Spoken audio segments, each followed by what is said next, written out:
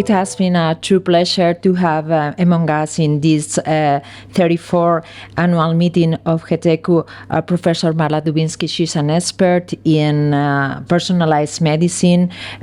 She works at Mount Sinai at New York, and she's the chief of the pediatric gastroenterology department, as well as the co-director of the IVD clinic, and co-director as well of planning, pregnancy planning in Mount Sinai in New York. So she's a true expert in personalized medicine because she has focused her research on developing models trying to predict the natural history of the disease. So we are going to ask Marla some tough questions regarding this amazing topic. Marla, what do you think about the use of serological markers, bacterial serological markers, in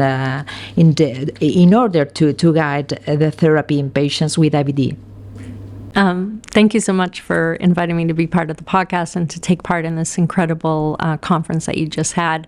So serologies have taken a little bit of a journey, actually, starting in the 90s when they were first sort of, do you have IBD, yes, no, and do you have CD or UC? It was sort of very standard, and we've come a long way. They then became really tied to prognosis more than tied to diagnosis, because I think, we certainly know how to diagnose IBD. I think there was some little bit of, well, is this Crohn's colitis or ulcerative colitis before we commit them to a colectomy?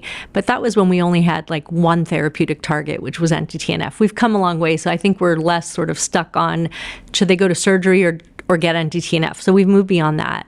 And so then it became clear that these serologies represented something of an immune dysregulation or intolerance, and maybe a reflection of the severity of the global intolerance to the microbiome. So I think people started to see them as representative of whatever's going on in the gut. And it was a biomarker of prognosis more than diagnosis.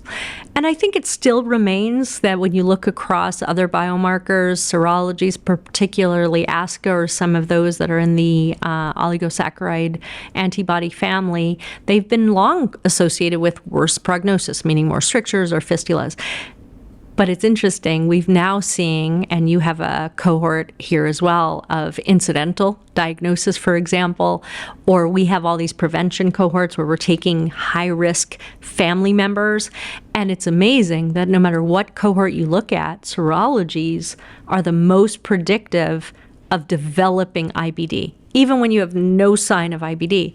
So I think they represent something like, in the diabetes space, the autoantibodies like anti-insulin antibody, they're reflective of some dysregulation, genetically driven. We don't know exactly what, but I think they represent at risk. So I think they're going to even be more important in the preclinical phase of IBD, and maybe we would go in and intervene in those individuals early to prevent actually them getting overt diagnosis of IBD. Absolutely agree, but in a more practical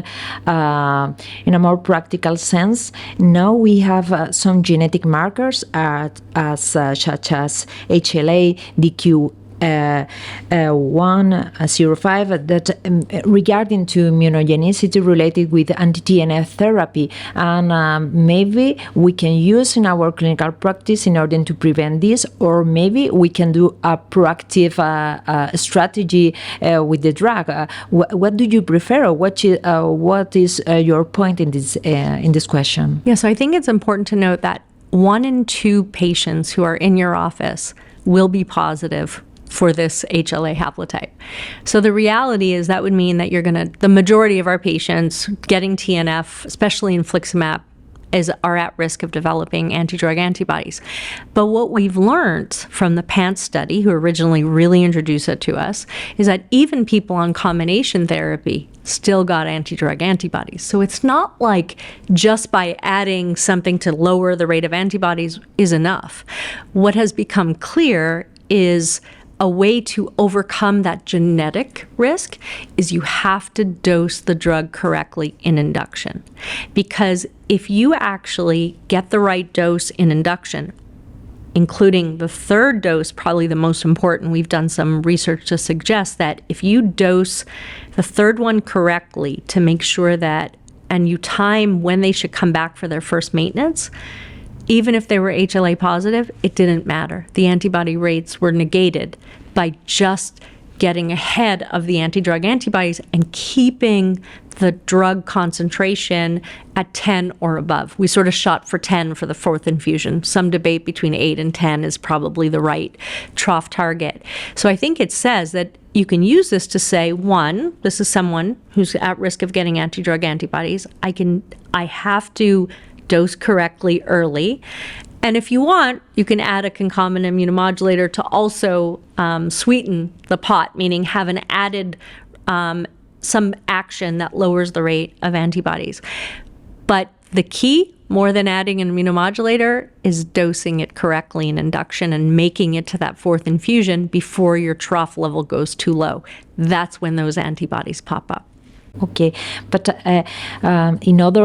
in other aspects that we can use genetic markers could be trying to avoid the adverse event associated with the treatment with thiopurines. Do you use in your clinic? Do you use in your hospital? So I think if we were to use thiopurines, then TPMT is typically done. Thiopurine methyltransferase is typically the go-to. NUT15, which is the other genetic marker that's been shown to be associated with leukopenia, right? That's what we're really trying to prevent, is the leukopenia. Has been shown that if you actually have both of those genes, you will get significant leukopenia 2 weeks into thiopurine treatment. So I think that what's transition is that we aren't really using thiopurines as monotherapy anymore, so I'm not so sure that it is as important. But I'd say at a high level, if someone's using thiopurines, TPMT at minimum. If we go a step forward, we can talk about markers that we can measure in tissue. This is this is a step forward. It's difficult. I think it is. It's maybe a strategy that we can state in next future. But how about now? What's your opinion about the markers in tissue? It's hard to scale that. I think right now, to a commercial entity where you're sending tissue somewhere to someone to run a magic panel, I think what we need to be able to do is figure out another way to reflect the biology that's happening in the gut. It may be serum biomarkers, serum proteomics, potentially, metabolomics. Maybe I talk a lot about the role of the skin as being a window into the gut. So maybe there's a way to measure the skin biology as a reflection of the gut. So I think we're going to move towards that. It's going to take a while. This isn't something that overnight that we're going to be able to say, yep, magic, this is the drug you need to use, and this is the prognosis of your patient based on the ileal tissue. Okay.